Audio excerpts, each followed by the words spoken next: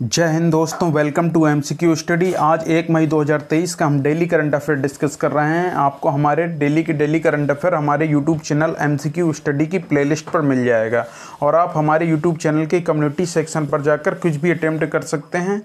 वहाँ पर क्वेश्चन डाले जाते हैं टाइम टाइम पर, तो आप उस क्विज को अटेम्प्ट कर सकते हैं और आप हमारे इंस्टाग्राम और टेलीग्राम से भी जुड़ सकते हैं, जिसकी लिंक आपको डिस्क्रिप्शन बॉक्स में मिल जाएगी। तो हम आज का पहले बताते हैं कि 1 मई 2023 है आज। तो 1 मई को क्या मनाया जाता है? 1 मई को मनाया जाता है अंतर्राष्ट्रीय श्रमिक दिवस, या इसे विश्व श्रमिक दिवस भी कहते हैं। ये पूरे विश्व में जितने भी मजदूर हैं और जो श्रमिक हैं उनके सम्मान के लिए इसे मनाया जाता है कि उनके बिना, लगभग मजदूरों के बिना पूरे विश्व में कोई भी काम नहीं हो सकता। तो उनको धन्यवाद देने के लिए इस दिवस को मनाया जाता है।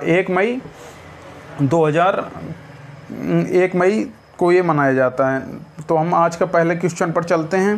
पहला क्वेश्चन है, हाल ही में आरबीआई ने किसी सिटी यूनियन बैंक के एमडी सीईओ के रूप में नियुक्त किया है। तो आरबीआई ने हाल ही में सिटी यूनियन बैंक के एमडी और सीईओ के रूप में एन कामाकोडी को नियुक्त किया है। याद रखिएगा, एन कामाकोडी को सिटी यूनियन बैंक का एमडी और सीईओ बनाया गया है।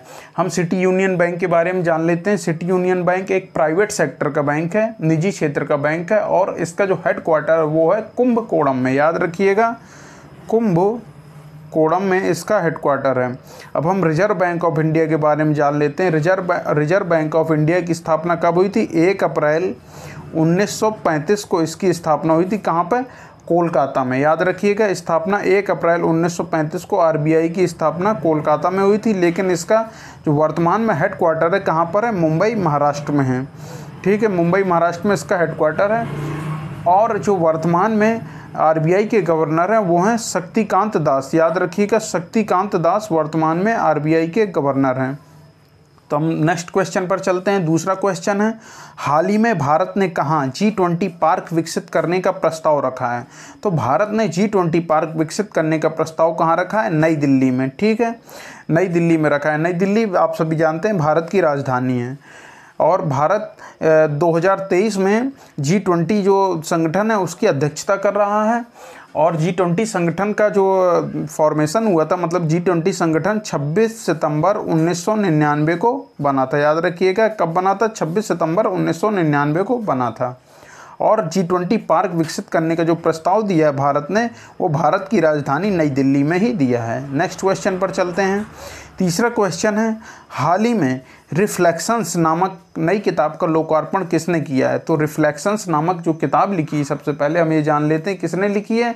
ये लिखी है श्री नारायणन वाघुल। याद रखिएगा, ये यही पूछा जा सकता है कि रिफ्लेक्शंस नामक बुक किसने लिखी है, तो हम बताएंगे श्री नारायणन वाघुल ने ये बुक लिखी है। और इसका विमोचन किसने किया, यानी लोकार्पण किसने किया? ये किया है निर्मला सीतारमण ने। निर्मला सीतारमण क्या है? हमारे देश की वित्त मंत्री हैं, वर्तमान में भारत की वित्त मंत्री हैं निर्मला सीतारमण। नेक्स्ट क्वेश्चन पर चलते हैं। चौथा क्वेश्चन है, हाल ही में किसने अपनी आत्मकथा क्रॉस कोर्ट का विमोचन किया? तो याद रखिएगा, ये भी एक बुक है क्रॉस कोर्ट, और ये आत्मकथा है। किसकी आत्मकथा, किसने विमोचन किया? ये है जयदीप मुखर्जी। जयदीप मुखर्जी ने अपनी आत्मकथा क्रॉस कोर्ट का विमोचन किया है। जयदीप मुखर्जी कौन है? जयदीप मुखर्जी भारत के दिग्गज टेनिस खिलाड़ी हैं। याद रखिएगा, दिग्गज टेनिस खिलाड़ी हैं, और उन्होंने अपनी आत्मकथा का नाम भी रखा है क्रॉस कोर्ट। अब जानते हैं कि कोर्ट में टेनिस का खेल खेला जाता है, तो इन्होंने अपनी आत्मकथा का नाम क्रॉस कोर्ट रखा है। जयदीप मुखर्जी की बुक है ये, और जयदीप मुखर्जी भारत के एक दिग्गज टेनिस खिलाड़ी रहे हैं। नेक्स्ट क्वेश्चन पर चलते हैं। हाल ही में कहाँ आर्टिलरी रेजिमेंट में महिला अधिकारियों का पहला बैच कमीशन किया गया है? तो ये जो आर्टिलरी रेजिमेंट है, यहाँ पर महिला अधिकारियों का पहला बैच जो कमीशन किया गया है, कहाँ पर किया गया? चेन्नई में। चेन्नई में कमीशन किया गया है आर्टिलरी रेजिमेंट में महिला अधिकारियों का पहला बैच। और कितने लोगों को कमीशन दिया गया है? यहाँ पे 5 महिला कैडेटों को कमीशन किया गया है। याद रखिएगा, 5 महिला कैडेटों को कमीशन किया गया है। और आर्मी डे के बारे में जान लेते हैं। भारत में सेना दिवस कब मनाया जाता है? 15 जनवरी को मनाया जाता है। और वर्तमान में भारतीय जो सेना है, भारतीय थल सेना के प्रमुख कौन है? तो आप सभी जानते हैं भारतीय थल सेना के प्रमुख, हम आपको कई बार बता चुके हैं, वो हैं जनरल मनोज पांडे, याद रखिएगा जनरल मनोज पांडे भारतीय थल सेना के प्रमुख हैं वर्तमान में। नेक्स्ट क्वेश्चन पर चलते हैं। छठवां क्वेश्चन है, हाल ही में किसने promoting millets in diets best practices across states UT of India पुस्तक जारी की है? एक पुस्तक जारी की गई, क्या नाम है उसका? टॉपिक, उसका टाइटल है प्रमोटिंग मिलेट्स इन डाइट्स, मतलब जो मिलेट्स रहते हैं इनको प्रमोट करना है डाइट में, best practices across states UT of India, India में पूरे मिलेट्स को प्रमोट करना है डाइट के लिए। ये पुस्तक किसने जारी की है?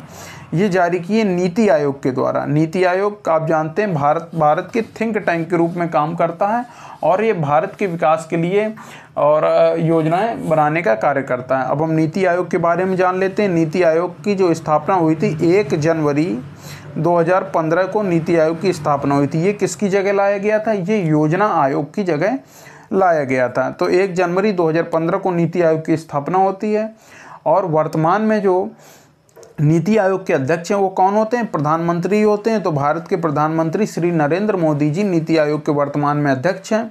और उपाध्यक्ष कौन है नीति आयोग के? तो नीति आयोग के जो उपाध्यक्ष हैं वो हैं डॉक्टर सुमन केबेरी, याद रखिएगा डॉक्टर सुमन केबेरी नीति आयोग के वर्तमान में उपाध्यक्ष हैं। और सीईओ कौन है? नीति आयोग के सीईओ जो हैं वो हैं VVR सुब्रमण्यम, ये हाल ही में बने हुए हैं VVR सुब्रमण्यम। तो याद रखिएगा, ये अलग से भी क्वेश्चन आ सकता है कि नीति आयोग के सीईओ कौन है, तो हम बताएंगे VVR सुब्रमण्यम। और उपाध्यक्ष कौन है नीति आयोग के? तो हम बताएंगे डॉक्टर सुमन केबेरी, याद रखिएगा। और अध्यक्ष के बारे में तो आप सभी जानते हैं कि जो वर्तमान में PM होते हैं वही अध्यक्ष होते हैं। तो वर्तमान में PM है श्री नरेंद्र मोदी जी, तो यही अध्यक्ष रहेंगे नीति आयोग के। और ये भी पूछा जा सकता है नीति आयोग कब बना था, तो हम बताएंगे 1 जनवरी 2015 को किसके स्थान पर? योजना आयोग के स्थान पर नीति आयोग का गठन किया गया था।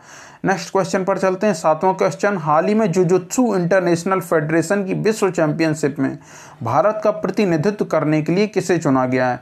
पहले तो हम ये जान लेते हैं शबकत मलिक को भारत का प्रतिनिधित्व करने के लिए जुजुत्सु इंटरनेशनल फेडरेशन की विश्व चैंपियनशिप में भारत का प्रतिनिधित्व करने के लिए शबकत मलिक को चुना गया। अब हम ये जानते हैं जुजुत्सु क्या है। जुजुत्सु एक प्रकार का खेल होता है। खेल क्या है? एक तरीके से जापान की सैन्य कला है, ठीक है, जापान की सैन्य कला है जिसमें बिना हथियार कवच और ढाल और हथियार लिए किसी शत्रु को पराजित किया जाता है, ठीक है। जुजुत्सु ये जापान की सैन्य कला है, याद रखिएगा। नेक्स्ट क्वेश्चन पर चलते हैं। 8वां क्वेश्चन, हाल ही में केंद्रीय कैबिनेट ने देश में कितने नर्सिंग कॉलेजों की स्थापना को मंजूरी दी है? तो केंद्रीय कैबिनेट ने भारत में लगभग 157 नए नर्सिंग कॉलेजों की स्थापना को मंजूरी दी है। तो वर्तमान में भारत में कितने हैं नर्सिंग कॉलेज? 5324, ठीक है। और जब 157 और हो जाएंगे तो भारत में टोटल हो जाएंगे 5481 नर्सिंग कॉलेज इन 157 के जोड़ने के बाद हो जाएंगे। और इसके लिए जो लागत जारी की गई है वो 1510 करोड़ रुपए का बजट जारी किया गया है, ठीक है। ये याद रखिएगा, जो नर्सिंग कॉलेज हैं कितने खोले जाएंगे? 157। और इसके लिए बजट कितना जारी किया गया ये भी पूछा जा सकता है, तो याद रखिए 1510 करोड़ रुपए जारी किया गया है। और हम भारत के स्वास्थ्य मंत्री के बारे में जान लेते हैं। भारत के जो वर्तमान स्वास्थ्य मंत्री हैं कौन है? डॉक्टर मनसुख मंडाविया, याद रखिएगा डॉक्टर मनसुख मंडाविया भारत के वर्तमान में स्वास्थ्य मंत्री हैं। और स्वतंत्र भारत के पहले स्वास्थ्य मंत्री कौन थे, इनके बारे में जान लेते हैं। ये भी पूछा जा सकता है कि स्वतंत्र भारत के पहले स्वास्थ्य मंत्री के बारे में बताइए। तो ये थी राजकुमारी अमृत कौर, याद रखिएगा राजकुमारी अमृत कौर स्वतंत्र भारत की पहली स्वास्थ्य मंत्री बनी थी। और वर्तमान में कौन है? मनसुख मंडाविया। नेक्स्ट क्वेश्चन पर चलते हैं। हाल ही में आयुष्मान भारत दिवस कब मनाया गया? तो आयुष्मान भारत दिवस जो मनाया गया है हाल ही में, ये 30 अप्रैल को मनाया गया। कल 30 अप्रैल को आयुष्मान भारत दिवस मनाया गया है। आयुष्मान भारत दिवस की तरह एक आयुष्मान भारत योजना भी हम उसके बारे में जान लेते हैं। तो आयुष्मान भारत योजना के बारे में हम जान लेते हैं। आयुष्मान भारत योजना की शुरुआत कब हुई थी? 25 सितंबर 2018 को आयुष्मान भारत योजना की शुरुआत की गई थी। और ये किसी भी परिवार में जो परिवार किसी परिवार में कोई परिवार वाला किसी भी अस्पताल में जाकर 5 लाख रुपए तक का उपचार करा सकता है यदि उसके पास आयुष्मान कार्ड है। याद रखिएगा, इस योजना के तहत है। नेक्स्ट क्वेश्चन पर चलते हैं। 10वां क्वेश्चन है, हाल ही में किस आईआईटी ने साइबर सुरक्षा कौशल कार्यक्रम का शुभारंभ किया?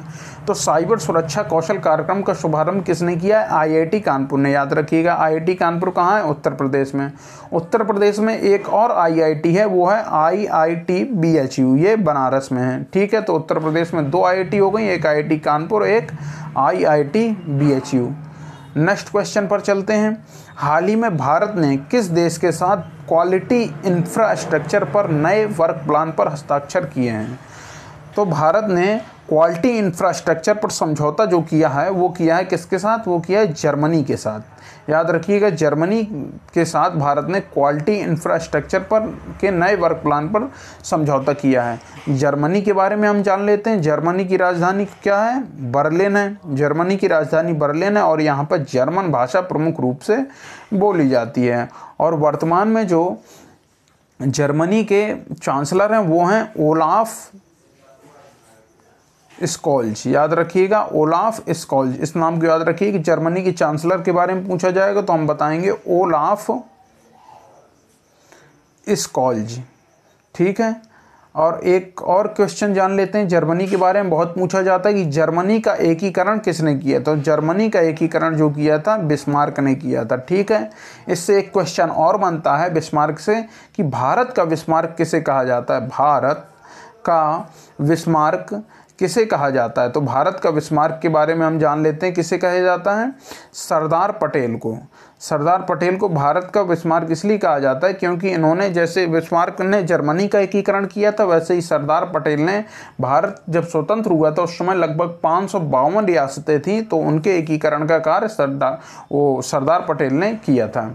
नेक्स्ट क्वेश्चन पर चलते हैं। 12वां क्वेश्चन है, हाल ही में प्रतिष्ठित गोल्डन ग्लोब रेस पूरी करने वाले पहले भारतीय कौन बने हैं? तो ये जो गोल्डन ग्लोब रेस पूरी करने वाले पहले भारतीय बने हैं ये अभिलाष टामी हैं। याद रखिएगा, अभिलाष टामी हैं। अभिलाष टामी भारतीय नौसेना के एक रिटायर्ड अधिकारी हैं। याद रखिएगा, भारतीय नौसेना के रिटायर्ड अधिकारी हैं कौन? अभिलाष टामी। अभिलाष टामी इस गोल्डन ग्लोब रेस में दूसरे स्थान पर रहे हैं। याद रखिएगा, ये भी पूछा जा सकता है कि अभिलाष टामी जो प्रतिष्ठित गोल्डन ग्लोब रेस उनने पूरी की है किस स्थान पर रहे हैं? तो हम बताएंगे दूसरे स्थान पर रहे हैं। और इस रेस की शुरुआत 4 सितंबर 2022 को फ्रांस से इसकी शुरुआत हुई थी और फ्रांस की राजधानी आप सभी जानते हैं पेरिस है। नेक्स्ट क्वेश्चन पर चलते हैं। 13वां क्वेश्चन, हाल ही में किसे IAA का मेधावी सेवा पुरस्कार 2023 दिया गया है? तो जो IAA का मेधावी सेवा पुरस्कार दिया गया है वो है नवाब मोहम्मद अब्दुल अली को। याद रखिएगा, नवाब मोहम्मद अब्दुल अली को IIA का मेधावी सेवा पुरस्कार 2023 दिया गया है। नेक्स्ट क्वेश्चन पर चलते हैं। 14वां क्वेश्चन है, हाल ही में किसने कारीगरों और बुनकरों को आत्मनिर्भर बनाने के लिए हथकरघा हस्तशिल्प पोर्टल लॉन्च किया? तो याद रखिएगा, जो हथकरघा हस्तशिल्प पोर्टल लॉन्च किया ये किया है पीयूष गोयल जी ने। पीयूष गोयल जी ने क्यों किया? क्योंकि भारत के केंद्रीय वस्त्र मंत्री, केंद्रीय कपड़ा मंत्री कौन है वर्तमान में? पीयूष गोयल जी हैं। तो इन्होंने ये हथकरघा हस्तशिल्प पोर्टल लॉन्च किया है। किसके लिए किया है? कारीगरों और बुनकरों को आत्मनिर्भर बनाने के लिए। तो क्वेश्चन किस प्रकार से बन सकता है कि हथकरघा हस्तशिल्प पोर्टल किसने लॉन्च किया है? तो पीयूष गोयल जी ने किया। और यह भी पूछा जा सकता है कि हथकरघा हस्तशिल्प पोर्टल किस वजह से लॉन्च किया गया है? तो यह है कारीगरों और बुनकरों को आत्मनिर्भर बनाने के लिए इस पोर्टल को लॉन्च किया गया है। नेक्स्ट क्वेश्चन पर चलते हैं।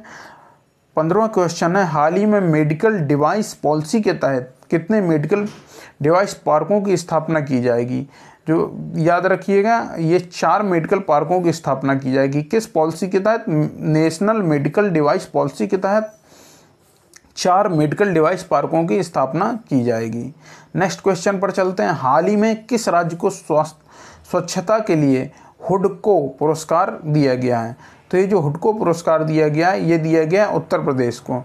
स्वच्छ भारत मिशन शहरी के तहत एक अभियान चला गया था 14 से 24 जनवरी के मध्य, और इसमें उत्तर प्रदेश ने भी हिस्सा लिया था।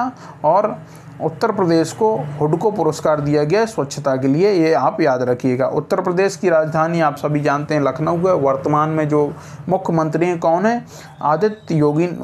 योगी आदित्यनाथ जी। और वर्तमान में राज्यपाल हैं श्रीमती आनंदीबेन पटेल। और उत्तर प्रदेश में सबसे ज़्यादा 80 लोकसभा सीट और 31 राज्यसभा सीटें हैं। द्विसदनीय विधानमंडल है उत्तर प्रदेश का। नेक्स्ट क्वेश्चन पर चलते हैं। 17वां क्वेश्चन और आज का लास्ट क्वेश्चन है। हाल ही में प्रधानमंत्री मोदी ने कहाँ नमो मेडिकल एजुकेशन रिसर्च इंस्टीट्यूट का उद्घाटन किया है? तो नमो medical education and research institute का उद्घाटन कहाँ पे किया गया है? ये किया गया सिलवासा में। सिलवासा में किया गया। सिलवासा के बारे में हम जान लेते हैं। सिलवासा जो है दादर नगर हवेली और दमन दीप इनकी राजधानी। किसकी? दादरा नगर हवेली प्लस दमन दीप इनकी राजधानी है। दादरा नगर हवेली और दमन दीप को पहले ये दोनों अलग अलग यूनियन टेरिटरीज थे, अलग अलग केंद्र शासित प्रदेश थे। अब इन दोनों को एक साथ कर दिया गया है। अब दादरा नगर हवेली और दमन दीप एक साथ करके एक केंद्र शासित प्रदेश हैं। और इन दोनों को एक साथ कब किया गया? तो ये किया गया था 26 जनवरी 2020 को। इन दोनों को एक साथ करके एक यूनियन टेरिटरीज बना दिया गया है। तो दोस्तों आज का हमारा करंट अफेयर यहीं पूरा होता है। नेक्स्ट क्वेश्चन पर नेक्स्ट डे हम फिर करंट अफेयर लेकर आएंगे। और अगर आपको ये वीडियो पसंद आए तो इस वीडियो को लाइक करिए, कमेंट करिए, शेयर करिए और ज़्यादा से ज़्यादा हमारे